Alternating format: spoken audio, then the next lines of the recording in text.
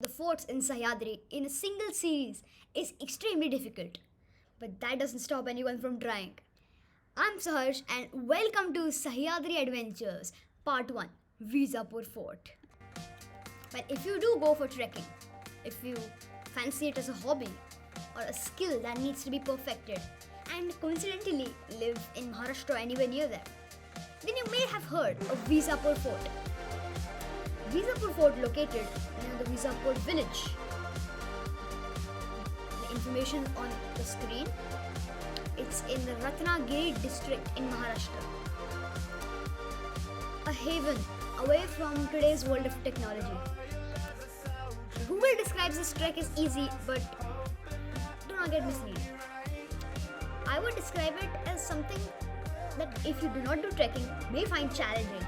But if you're a regular trekker, it's no big deal. So, how to get to Visapur Fort? How is the trek like? Tips and a full explanation of the trek will be given in this video. So enjoy. So I'll give you a quick crash course on the Visapur Fort. It's located near the Visapur village in Maharashtra, Ratnagiri district as I mentioned earlier, and it's near Malauli. Malauli railway station is the closest, so you can kind of get to know about it. It's part of the Lohagad Visapur fortification because both Lohagad Fort and Visapur Fort are quite close to each other, but the ways to get to those forts are extremely different. Most of the waterlogged images you're seeing right now, like these four images, mostly occur in real life during monsoon, which I wouldn't quite recommend. I mean, in monsoon, treks are extremely dangerous, especially in the Sahyadri. Lots of treks like Karnala and Kalsubai, both with K if you notice, I noticed that now, are quite risky to attempt in the monsoon. Others are as well, but I'm slightly upping the notch a bit.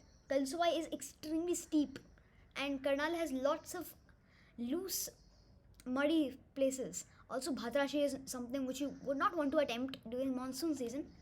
It's entirely up to you, but you know, even I have to consider. Like, my birthday's in August, and I really want to go on a trek, but the downpour. So it's something to consider about. If you want these sites, then you can go. Obviously, you should go. But then, if you really want the good experience, if you're camping, then monsoon might not be the best place. Well, best time. Sorry. Summer is also not really the season. I think winter, early and late winter, so September to January, is the best time to visit any fort or any trek, according to me. But now, enough about treks. Let's see how you can get to that place. If at all you do want to do this trek or just go for some sightseeing.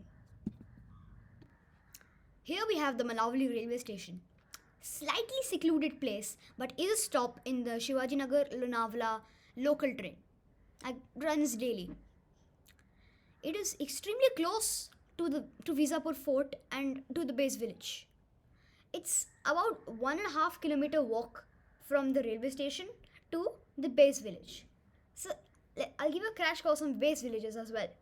So like in Everest or in any Himalayan trek, if you see, there are base camps.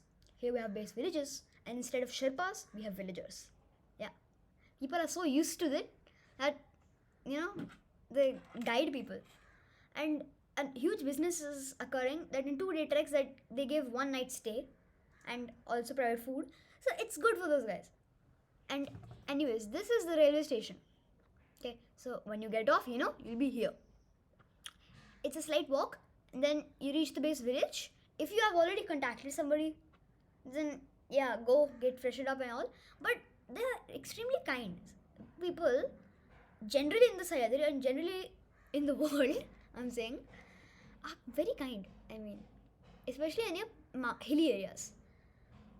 They know, like, it's the daily bread for us, it's hobbies for them. It works out. Also, disclaimer, if you do not live in Shivajinagar or anywhere near Shivajinagar, please not get offended. Because, yeah. One thing you also may see while you're on your expedition is Lohagarh Fort. When you reach to the summit, as I call it, or the fort, Visapur Fort, in at a slight distance, I would say 200-300 meters distance from Visapur Fort, you may see Lohagarh Fort. As I told you earlier, it's part of the Lohagarh Visapur fortification. So they both were perfectly interconnected until the British came and like ruined everything. But still, you may think it's quite an easy way. So, like walk that much and you reach. That's what I thought as well, and I got deceived badly. See, there were beautiful clouds near Lohagarh, and I really wanted to go there for the perfect photo.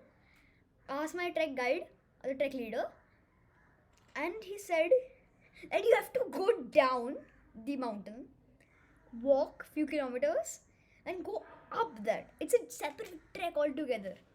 Before the British, it was not so. It was easy access. But now, you know, the entire way. And oh my god, I missed out on the perfect photo. But still have some pretty cinematic shots, which you will see later in the video. So, Lohagarh Fort is not very relevant to the topic right now, but I just wanted to throw it in because if you see, when the Maratha forts, when you trek them or when you climb up the mountains or hills, debatable, so you will see, like, you will see different forts. The best part of our trek is when your trek leader comes and says, that's Rajgarh, that's Torna, that's Bhadrashi. I really like those kind of moments. It's like, it just, wow, I don't know how to describe it. Also, not a paid sponsorship because it's my first video, obviously. But there's this app called Peak Finder. I've learnt of it from India Hikes. Apparently, can identify any peak. I haven't downloaded it, but I know because promotion and stuff. It's not a paid promotion. Obviously, it isn't because it's my first video. So, anyways, yeah, that is the thing. Now, my experience of Visapur Fort, if you do want to know it, I mean, you can skip forward. But okay, sure. So, I will now sum it all up in a small Canva presentation. Yeah, here we go.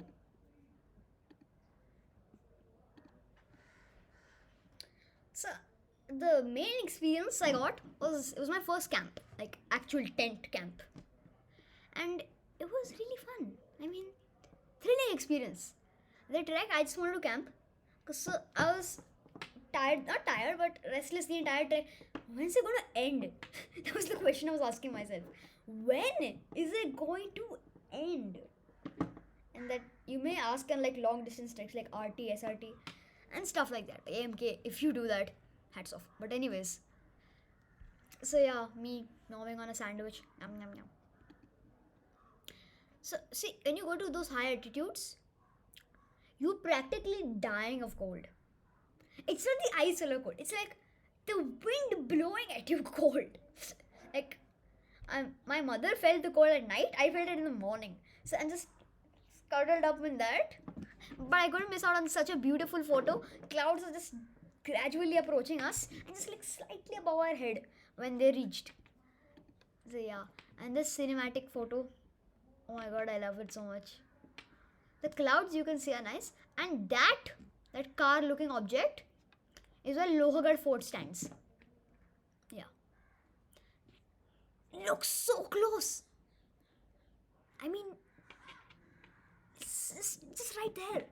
But then you have to go and then go down and then go here and then here. And yeah, that's the route. I don't really like that. It was a scam.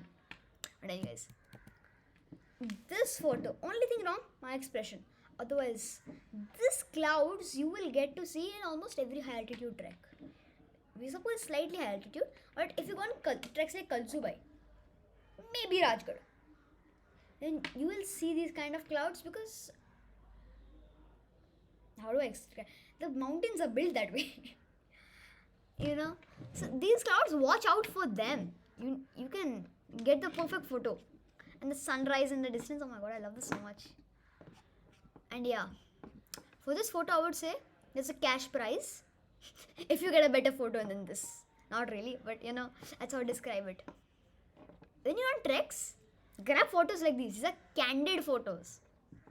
So it just kind of describes your entire experience. Okay, I have to describe this quite well because you will see them in other treks as well.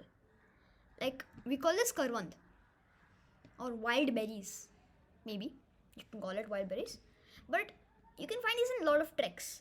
Like I'll give you another one. This Tower Hill.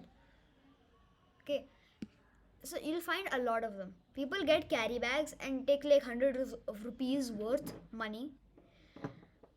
I mean, people just go crazy over this. It's a sweet sour taste, and yeah, when they turn black, you gotta eat them. If it's any other color, don't. it's not gonna taste well. And yeah, there's no risk of getting like food poisoning or like dying because they're wild berries. No, these are civilized wild berries. Firewood, yeah. This is where we slept, and this is where you'll sleep probably. Also, the other spot is people camped here. Not our group, but people camped here near the temple. Okay. So this is where we did. This is the governor's house. I'm pretty sure. Yes, it is the governor's house. It was the governor's house. So yeah, quite grand. It was big hall. Yeah, this photo. This was Lohgarh. I told you about the clouds earlier. Those clouds I was after. Think about it. It's engulfed. Oh my god, luck. And a last photo. In night treks, you just get beautiful moments like this. I can't describe it. Just happiness, warmth. So yeah, that was Visapur in just under 12 minutes. Just under 13 minutes. See you in the next one.